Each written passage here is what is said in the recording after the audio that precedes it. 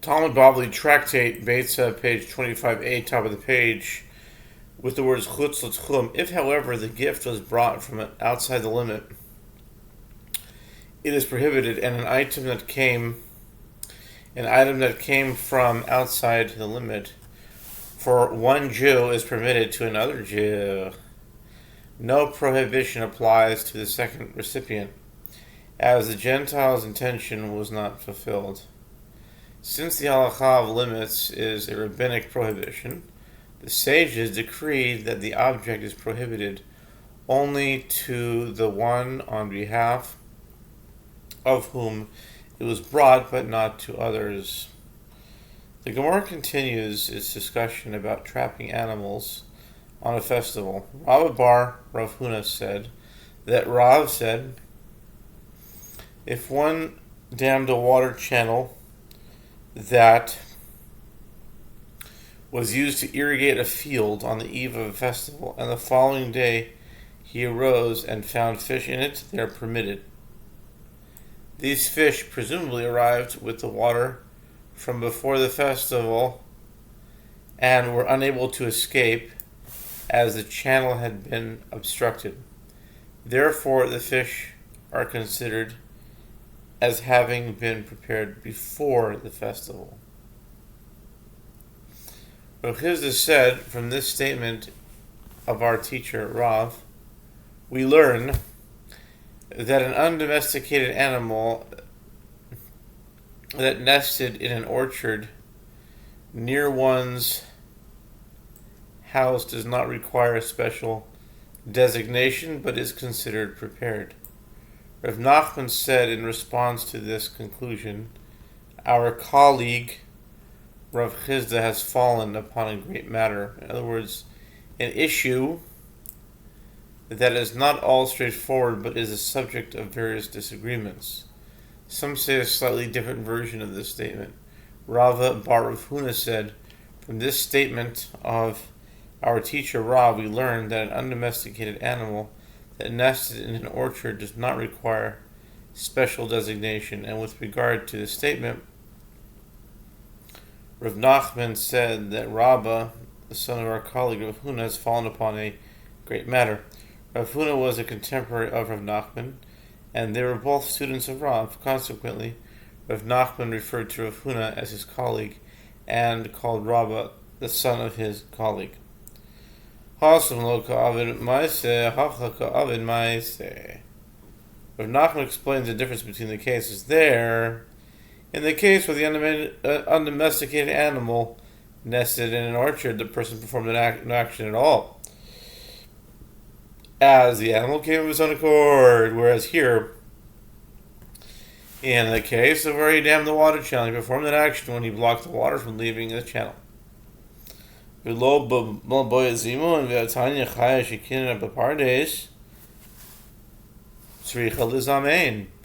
he poor drawer. Tzarich likshor b'kanfei hakadosh lo yitzachlev b'imo v'zuezu shehidu b'nei Shemai v'Avtalion tiyufto. Rav Nachman concluded his challenge, and does the animal not require further designation? Isn't it taught explicitly in a Beitzah, an undomesticated animal that nested in an orchard requires designation? As for a free bird, one is required to tie its wings so that it will not be mistaken for its mother. In other words, so that he will not take a different bird, such as its mother, in its place. And this is a testimony that was reported in the name of Shemai v'Avtalion. Shemai v'Avtalion. The Gemara comments, indeed, this is a conclusive refutation of the sages who drew an inference from Rav's statement. The Gemara asks, does an undomesticated animal in an orchard really require designation? But is it taught in Beitzah that Rabbi Shimon ben Elazar said, Beit Shammai and Beit Hillel concede with regard to doves and the like that one had designated on the eve of a festival when they were inside the nest. On the festival itself, he found them in front of the nest, that they are prohibited, as these doves might not be the same ones that he had designated, but rather others that came from somewhere else? In what case is this statement said? It is with regard to doves of a dovecote, doves of a loft, and birds nesting in pitchers or in a building. However, geese, chicken, domesticated doves, and an undomesticated animal nested in an orchard are permitted in all cases, and they do not require designation in advance. In the case of a free bird, one is required to tie its wings so that it is not mistaken for its mother. And with regard to those birds whose wings were tied as a sign, and similarly those that were shaken in advance in order to designate them for a festival, if they were in cisterns and houses, in trenches or in caves, they are permitted on the festival. However, if they were in trees, they are prohibited, lest one climb up the tree and detach something from it, which is prohibited.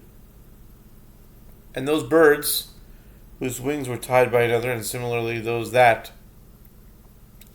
were shaken by another and prohibited in all places, even not on a festival due to the prohibition against stealing, tying, or shaking, is considered an act of acquisition, and therefore others may not take them. In any case, this Beitzah clearly states that an undomesticated animal that nested in an orchard does not require designation.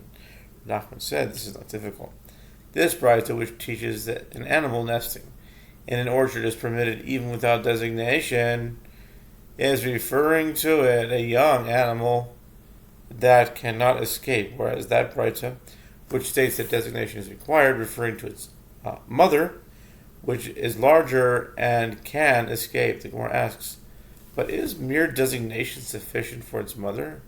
Doesn't it require complete capture, as is an undomesticated animal? Rather, of Nachman bar Yitzchak said, both this Beitzah and that one are referring to it, a young animal that is unable to escape, and the difference between them is as follows. This Beitzah, which does not require designation, is referring to a garden situated near the city, so that one knows precisely where the animal is located and he can take it at any time. That Beitzah, which requires designation, is referring to a garden that is not located nearby. New Mishnah. Behema misukenes is if an animal is in danger of dying, in which case its meat would be prohibited, as the animal had not been properly slaughtered, and one wishes to slaughter it in the hope that it will be found fit for eating, and he will be spared a loss. He may not slaughter it on a festival unless there is still time in the day for him to eat an olive bulk of roasted meat from the animal, so that it is possible to say that he slaughtered the animal for the sake of the festival. Rabbi Akiva says, Rabbi Akiva, Thursday. Rabbi Akiva says, they need not be enough time for him to roast it.